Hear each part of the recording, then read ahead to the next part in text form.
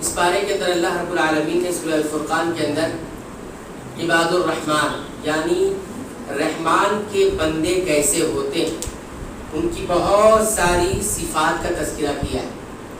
رحمان کے اصل بندے کون ہوتے ہیں ان کی بہت ساری صفات کا تذکرہ کیا گیا ہے، تو ان میں سے 3 صفات کا تذکرہ یہاں پر کیا جا رہا ہے۔ اللہ تعالیٰ فرماتے ہیں وَالَّذِينَ لَا يَدْعُونَ مَعَ اللَّهِ إِلَٰهًا آخَرَ وَلَا يَقْتُلُونَ النَّفْسَ الَّتِي حَرَّمَ اللَّهُ إِلَّا بِالْحَقِّ وَلَا يَزْنُونَ وَمَن يَفْعَلْ ذَلِكَ يَلْقَ أَثَامًا۔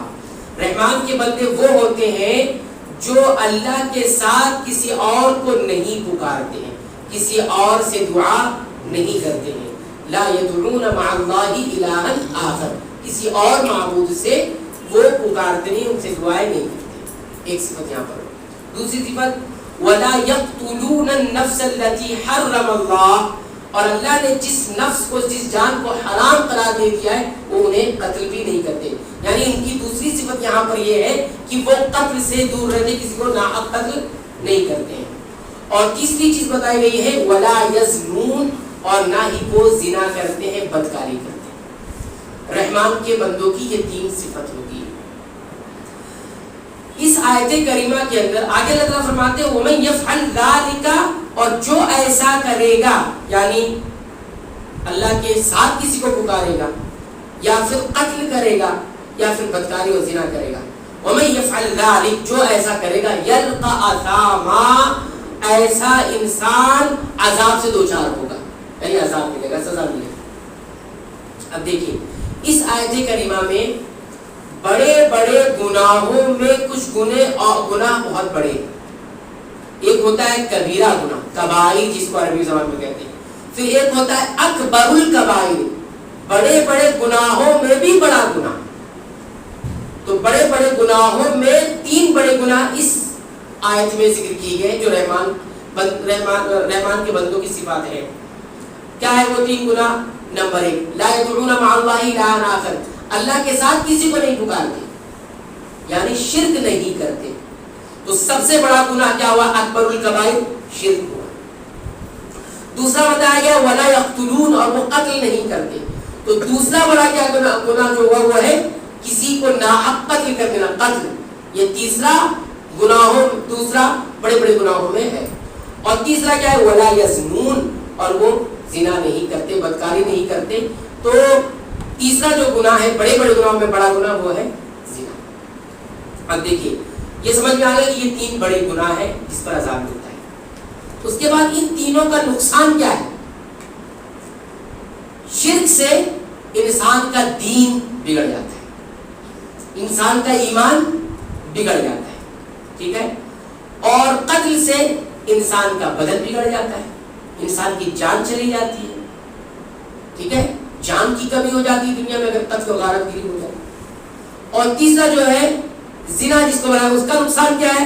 اس کا نقصان یہ ہوتا ہے کہ انسان کی عزتیں پامال ہو جاتی ہیں، زنا سے عزتیں پامال ہوتی ہیں، نسب خراب ہو جاتا ہے، حسب و نسب برابر نہیں رہتا۔ تو یہ 3 بڑے گناہ ہوئے اور ان کے 3 نقصان ہوتے ہیں۔ اچھا یہ 3 گناہ ہوتے کیوں ہیں؟ اس میں جو ترتیب بتائی گئی اس ترتیب پر غور کریں آپ۔ پہلے شرک کا ذکر ہے، پھر اس کے بعد قتل کا ذکر ہے، پھر اس کے بعد زنا کا ذکر ہے۔ اب ترتیب دیکھیے، انسانی شخصیت میں 3 قوتیں ہوتی ہیں، انسان کی شخصیت میں 3 قوتیں ہوتی ہیں، قوت العقل، قوت الغضب، قوت العقل یعنی عقلی قوت، عقل کی قوت، قوت الغضب یعنی غصے کی قوت، اور قوت الشہوہ، شہوت کی قوت، کسی چیز کی لذت کو لینا۔ یہ 3 قوت جب انسان کی بگڑتی ہے تو اس کی انتہا بتائی گئی کہ یہ 3 چیز سرزد ہوتی ہے۔ یہ 3 قوتیں جب بگڑتی ہیں، جب انسان کی عقل بگڑتی ہے تو انسان انتہا پر جب سب سے زیادہ عقل بگڑتی ہے تو کیا کرتا ہے؟ شرک کرتا ہے، ٹھیک ہے؟ اور جب انسان کی قوت الغضب جو ہوتی ہے، غصے کی قوت جب بیلنس نہیں رہتی ہے، بگڑتی ہے، انتہا میں جو گناہ کرتا ہے وہ گناہ کون سا ہے؟ قتل، ٹھیک ہے؟ اور تیسری چیز، جب انسان کی قوت شہوت جو ہوتی ہے، شہوت کی قوت جب بگڑتی ہے لالچ کی اور لذت کو محسوس کرنے کی، تو اس کی انتہا کو جب پہنچتا ہے تو انسان کیا کرتا ہے؟ زنا کرتا ہے۔ یہ قرآن حکیم کا اجازت۔ یہ تینوں جو ترتیب ہے نا، اس ترتیب کو غور کیجیے کہ کیسے اللہ نے ترتیب کو ذکر کیا۔ لا يدعون مع اللہ الہا آخر، رحمان کے بندے وہ ہوتے ہیں جو اپنی عقلی قوت کو بالکل محفوظ رکھتے ہیں اور شرک سے محفوظ رہتے ہیں۔ ولا يقتلون النفس، اور رحمان کے بندے اپنی غضب کی قوت کو کنٹرول میں رکھتے ہیں اور کو کنٹرول میں کرتے ہوئے قتل جیسے گناہ سے وہ بچتے ہیں۔ اور ولا یزنون، رحمان کے بندے زنا نہیں کرتے، یعنی اپنی شہوت کی قوت کو اس طرح کنٹرول میں رکھے ہوتے ہیں کہ وہ زنا سے بچے رہتے ہیں، چاہے وہ زنا آنکھوں کا ہو، چاہے وہ کانوں کا ہو، چاہے وہ زبان کا ہو، چاہے وہ ہاتھوں کا ہو، اور چاہے وہ حقیقی زنا ہو جو زنا ہوتا ہے۔ ٹھیک ہے، یہ ترتیب ہے۔ وَمَن يَفْعَلْ ذَلِكَ يَلْقَ أَثَامًا، یہ قرآن حکیم کا اعجاز ہے کہ ترتیب کتنی بہترین ہے۔ کیا بہترین ترتیب اللہ تعالیٰ نے ترتیب سے ذکر کیا ہے۔ عقل، غضب، یہ تینوں اسی قوت سے ہوتا ہے۔ ان قوت بگڑتی ہے انسان کی تو ایسے ہی ہوتا ہے۔ جہاں جہاں یہ تینوں قوتیں بگڑی ہیں وہاں یہ تینوں گناہ پائے جاتے ہیں۔ اس لیے مشرکین کو کہا گیا ہے یہ عقل سے کوڑے ہوتے ہیں، ان کے پاس عقل نہیں ہوتی، اس لیے شرک کرتے ہیں۔ ٹھیک ہے، اس کے بعد اسی بارے میں سورۃ ہے، سورۃ النمل، اس میں بہت ساری باتیں اللہ تعالیٰ نے ذکر کی ہیں۔ یہاں چند ایک بات ذکر کرنی ہے۔ یہاں پر اللہ تعالیٰ نے سلیمان علیہ السلام کا تذکرہ کیا ہے اور ایک پرندے کا تذکرہ کیا ہے، ہدہد کا۔ سلیمان علیہ السلام کو بہت ساری حکومت اللہ تعالیٰ نے عطا کی تھی، بہت ساری مخلوق پر، جانوروں پر بھی ان کی حکومت تھی، پرندوں پر بھی حکومت۔ ان کے دربار میں ہر قسم کی مخلوق رہتی، جانور بھی رہتے تھے، پرندے بھی رہتے تھے اور جنات بھی رہتے تھے، اور سب کی باقاعدہ حاضری بھی ہوتی تھی۔ تو ایک مرتبہ جب حاضری لے رہے تھے سلیمان علیہ السلام تو قرآن حکیم نے اس کا تذکرہ کیا، وَتَفَقَّدَ الطَّيْرَ فَقَالَ مَا لِيَ لَا أَرَى الْهُدْهُدَ۔ وَتَفَقَّدَ الطَّيْرَ، سلیمان علیہ السلام نے حاضری لی تو پرندے کو پایا نہیں کہ یہ موجود نہیں۔ ٹھیک ہے، حاضری میں پرندہ موجود نہیں ہے، تو جب پرندہ موجود نہیں ہے تو کیا کہنا چاہیے سلیمان علیہ السلام کو؟ یہ پرندہ غائب کہاں ہو گیا، کدھر چلا گیا؟ یہ نہیں کہا سلیمان علیہ السلام نے، کیا کہا وہ سنیے، کہا فَقَالَ مَا لِيَ لَا أَرَى الْهُدْهُدَ، مجھے کیا ہو گیا ہے کہ میں ہدہد کو دیکھ نہیں رہا ہوں۔ ہدہد پرندے کو، میں بادشاہ وقت ہے، نبی ہے، اور ایک پرندہ مجلس سے غائب ہے، یہ نہیں کہتے کہاں چلے گا، کہاں غائب ہوگا، کہتے ما لِيَ لَا أَرَى الْهُدْهُدَ، مجھے کیا ہو گیا، میں ہدہد کو دیکھ نہیں رہا ہوں۔ اس سے معلوم یہ ہوا کہ گفتگو کرنے کا سلیقہ آنا چاہیے۔ پہلے کوتاہی کمی اپنی طرف منسوخ کرو، پھر دوسرے کی کوتاہی کی طرف جا کر کہو۔ اتنا سا جملہ ہے اللہ تعالیٰ نے کیوں ذکر سے کیا ہے؟ فقال ما لِيَ لَا أَرَى، ہم تو ڈائریکٹ الزام دوسرے، کہاں تھے تم؟ کہ بھائی موجود تو تھا، میں سامنے تو بیٹھا تھا، دکھائی نہیں دیا آپ کو۔ تو دیکھیے، حالانکہ نہیں تھا ہدہد موجود نہیں تھا پرندہ وہاں پر، لیکن سلیمان علیہ السلام سلیقہ سکھاتے ہیں کیسے بات کرنی ہے۔ پہلے اپنی کوتاہی پر، ما لِيَ، مجھے کیا ہو گیا، لا أَرَى الْهُدْهُدَ، میں ہدہد کو نہیں دیکھ رہا ہوں۔ سیکھیے، سلیقہ سیکھیے۔ اس کے بعد کیا کہتے ہیں، ام کان من الغائبین، اب لگا نہیں میری نظر کا کوئی دھوکہ نہیں ہے، واقعی میں ہدہد ہے نہیں، تو پھر کہا ام کان من الغائبین، کیا وہ واقعی غائب ہے؟ ام کان من الغائبین، کیا وہ واقعی میں غائب ہے، یعنی حاضر نہیں ہے۔ دیکھیے یہ سلیقہ ہے۔ تو انبیاء جو ہے اپنے الفاظ بھی اور بولنے کا جو سلیقہ ہوتا تھا کہ اس میں بھی ذرہ برابر گناہ کا شائبہ نہیں، معصیت اور جھوٹ کا شائبہ نہیں، پہلے اپنی طرف منسوخ کیا، مجھے کیا ہوگا، میں نہیں دیکھ رہا۔ ٹھیک ہے، یہ بات ہے۔ اب اس کے بعد کیا ہوا، ہدہد نہیں تھا واقعی، تھوڑی دیر گزری تھی، ہدہد واپس آ گیا۔ جب سلیمان علیہ السلام کو یہ حکم صادر ہوا، لَأُعَذِّبَنَّهُ عَذَابًا شَدِيدًا، اس کو سخت سزا ملے گی، غائب کیسے ہو گیا، اب لَأَذْبَحَنَّهُ، اب اسے ذبح کر دوں گا، یا تو پھر وہ کوئی اچھی چیز لا کر مجھے بتاؤ، لَيَأْتِيَنِّي بِسُلْطَانٍ، کوئی واضح دلیل اپنے لے کر، غیر حاضری کیوں تھے، کوئی وجہ معقول وجہ لا کر پیش کرے گا تب تو بچ سکتا ہے کہ کیوں غیر حاضر ہوا میری اجازت کے بغیر۔ اگر کوئی واضح دلیل لے کر آئے گا تو ٹھیک ہے، نہیں تو اس کی زندگی آج تمام ہو جائے گی، ذبح کر دوں گا یا سخت سزا ملے۔ ہدہد آیا، اب یہاں سے سنیے، ہدہد آنے کے بعد کیا کہا، بہت ساری باتیں کہی کہ میں کہاں گیا تھا، کس کو دیکھا، کیا دیکھا، بہت ساری باتیں ذکر کی، لیکن غور کرنے کی چیز ہے، اس نے دو باتیں جو اہم تھی وہ کیا کہی، میں نے ایک عورت کو دیکھا، ایک قوم کے پاس گزرا، اس پر حکومت عورت کر رہی ہے، تمہیں معلوم بھی نہیں. یہ کہا کہ میں ایسی قوم کے پاس گیا تھا کہ جس پر حکمرانی ایک عورت کر رہی ہے. یہ بڑی عجیب بات ہے، عورت حکمرانی کر رہی ہے. یہاں آپ بادشاہ ہیں جو مرد ہے اور وہاں ایک عورت حکمرانی کر رہی ہے. آپ کو خبر نہیں ہے. کیا کہا؟ آپ کو خبر نہیں ہے. اس سے یہ معلوم ہوا کہ خود پرندوں کو یہ شعور ہے کہ انبیاء عالم الغیب نہیں ہوتے ہیں. انبیاء عالم الغیب آپ پہ خبر ہے، آپ کو نہیں معلوم ہے. اتنی بڑی حکومت ہے آپ کی، آپ کو معلوم نہیں کیا ہو رہا ہے وہاں. اچھا ایک چیز یہ ہوگی. دوسری چیز سنیے، اس نے کیا کہا اور جو شاید بہت سارے انسانوں میں بھی نہیں. کہتی ہے انی وجدتھا وقومھا یسجدون للشمس من دون اللہ. میں نے یہ بھی دیکھا اس قوم کو، اس وہاں کی اس عورت کو، ملکہ سبا جس کو کہا جا رہا ہے، ملکہ سبا کو اور اس کی قوم کو دیکھا یسجدون للشمس من دون اللہ، وہ اللہ کو چھوڑ کر سورج کو سجدہ کر رہے ہیں. تو کوئی معلوم یہ ہو کہ پرندوں کی فطرت کے اندر، شعور کے اندر یہ چیز موجود ہے کہ ایک ہی اللہ ہے جس کے لیے سجدہ ہوگا، کسی اور کو سجدہ نہیں ہوگا. اس لیے قرآن میں کہا گیا انسان، بہت سے انسان یہ جانور سے بھی بدتر، جانور سے بھی بدتر ہوتے ہیں، جن کو یہ شعور نہیں ہے کہ اللہ کے علاوہ کسی اور کو سجدے نہیں ہوتے.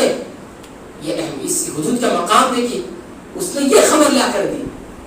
تب سلیمان علیہ السلام جو ہے کہا یہ بات بہت صحیح لکھا ہے کہ جان بچا لی اس نے. یعنی آج کل لوگ گھومنے جاتے ہیں تو کیا نظارہ کر کے آتے ہیں، کیا دیکھ کر آتے ہیں، کیا دیکھ کر آتے ہیں؟ ٹور پہ نکلتے ہیں نا لوگ، گھومنے نکلتے ہیں نا، کیا دیکھ کر آتے ہیں؟ اللہ کی وحدانیت کی کچھ اور دیکھ کر آتے ہیں. وہ بھی تو نکلا تھا، غیر حاضر تھا، ٹور پہ گیا تھا، گھومنے گیا تھا، لیکن کیا دیکھ کر آیا؟ وہ اللہ کی وحدانیت ڈھونڈ رہا ہے.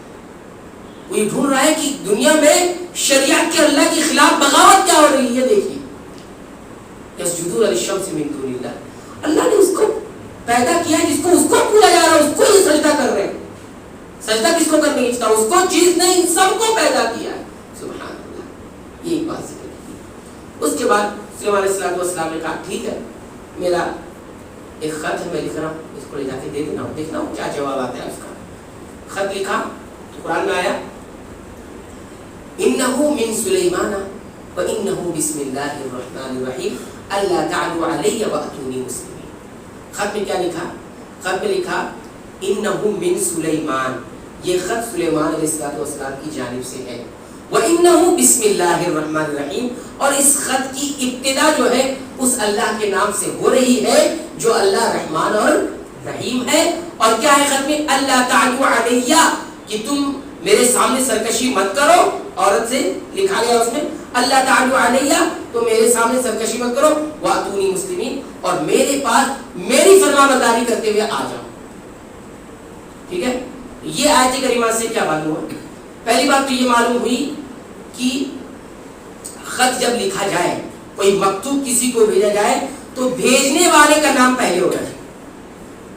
بھیجنے والے کا نام، جس کی طرف سے جا رہا ہے اس کا نام پہلے ہونا چاہیے.